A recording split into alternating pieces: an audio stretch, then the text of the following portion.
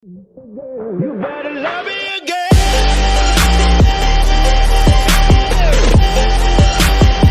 You better love me again.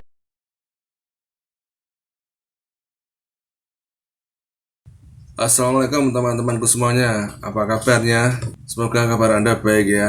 Amin ya rabbal alamin. Bertemu lagi dengan saya di channel YouTube Sabar GB, di mana merupakan salah satu channel penyandang disabilitas yang berisi tentang semua aktivitas atau kegiatan penyandang disabilitas, terutama aktivitas atau kegiatan saya sendiri. Oke teman-teman, kali ini saya akan mengajak Anda untuk membahas tentang sesungguhnya rahasia di balik keterbatasan itu sungguh luar biasa ya teman-teman. Hampir setiap manusia mengagumi akan kemerdekaan ya teman-teman, atau kebebasan dalam arti hidup ya teman-teman. Manusia cenderung sangat mengagumi hak, merdeka, bebas, dan seterusnya. Itu wajar ya teman-teman.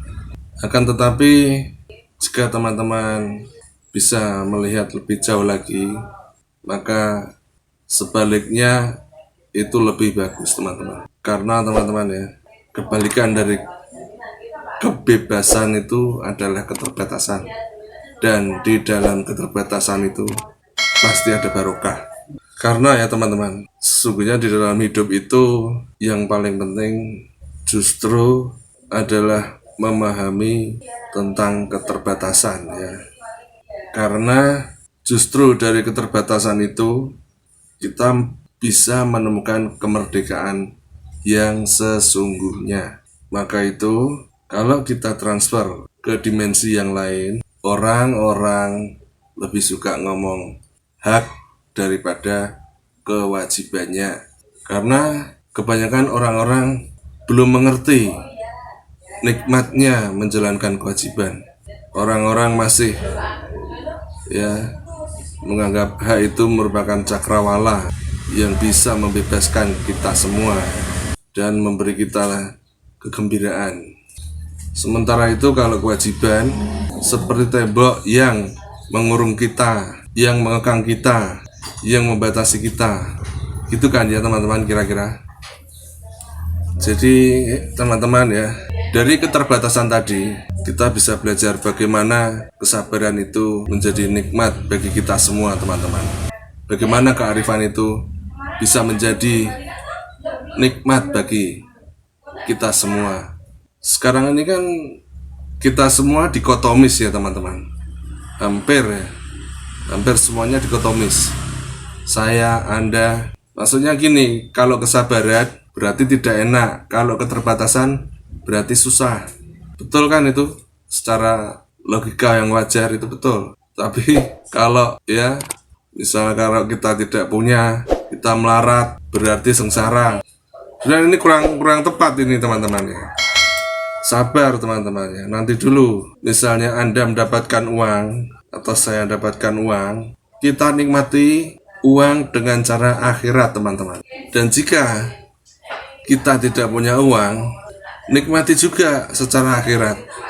Kalau uang teman-teman ya, kalau uang dinikmati secara dunia gampang teman-teman, mudah sekali. Buat beli apa saja yang kita suka pasti bisa, asalkan kita punya uang ya. Tetapi sebaliknya, kalau kita tidak punya uang, satu-satunya jalan menikmatinya ya dengan cara akhirat. Itu teman-teman. Loh, menurut Anda bagaimana? Masuk akal ya?